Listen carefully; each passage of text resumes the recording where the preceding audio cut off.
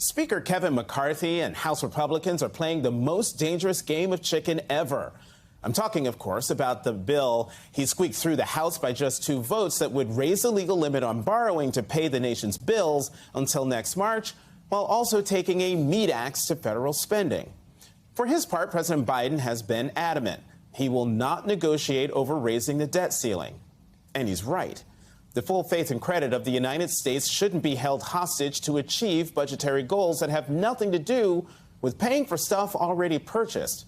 Also, McCarthy's Limit, Save, Grow Act of 2023 ain't going anywhere in the Democratic-controlled Senate and would be vetoed by Biden if the bill somehow landed on his desk. So we're hurtling towards a first-in-our-history default, which Treasury Secretary Janet Yellen warned could hit as early as June 1st. All because McCarthy made promises that he can't keep to get the Speaker's gavel. In a column this week, my Washington Post colleague Catherine Rampell spelled out a 7-step scenario that could precipitate what one former Federal Reserve official described to her as, quote, financial Armageddon. But it doesn't have to be this way. If both sides take yes for an answer, yes, we'll raise the debt ceiling, yes, we'll rein in spending.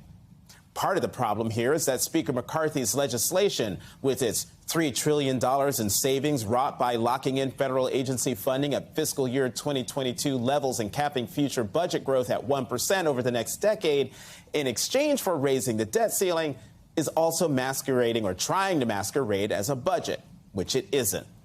That means the path to avoiding financial Armageddon must be a twin-track process.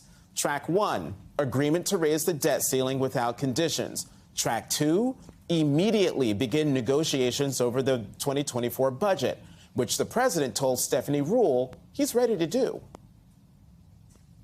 I am prepared to negotiate in detail with their budget. How much you're going to spend, how much you're going to tax, where can we cut? Biden, by the way, submitted his budget to Congress on March 9th, nearly 2 months ago. He knows it's more an opening bid for budget negotiations and a statement of priorities than it is a final document. If McCarthy wants his Limit, Save, Grow Act to serve as a budget, then he should be prepared to immediately start budget negotiations with Biden at their meeting on Tuesday and do something McCarthy's act fails to do: specify the exact cuts Republicans want as part of its agency spending caps.